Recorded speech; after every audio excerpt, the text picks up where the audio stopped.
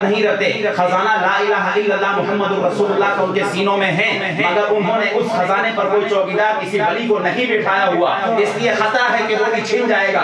हमारे सीनों पर खजाना भी है, हमारे सीनों में हुब्बे मुस्तफा भी है, और उसी मुस्तफा ने चौकीदार अल्लाह का वली बिठा दिया है। इस खजाने की हिफाजत अब तुम करोगे, कोई बेईमान आगे से चुरा न ले। अल्हम्दुलिल्लाह रब्बिल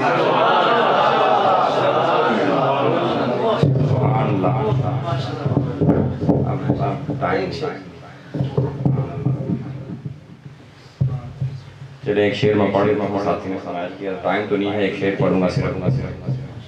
चमक तुझसे पाते हैं सब पाने वाले, चमक तुझसे पाते हैं सब पाने वाले, मेरा दिल भी चमका दे चमकाने वाले।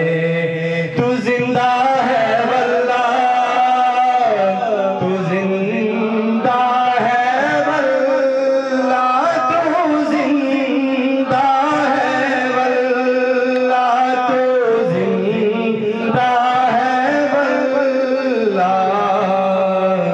मेरे चश्मे आलम से छुप जाने वाले, मेरा दिल भी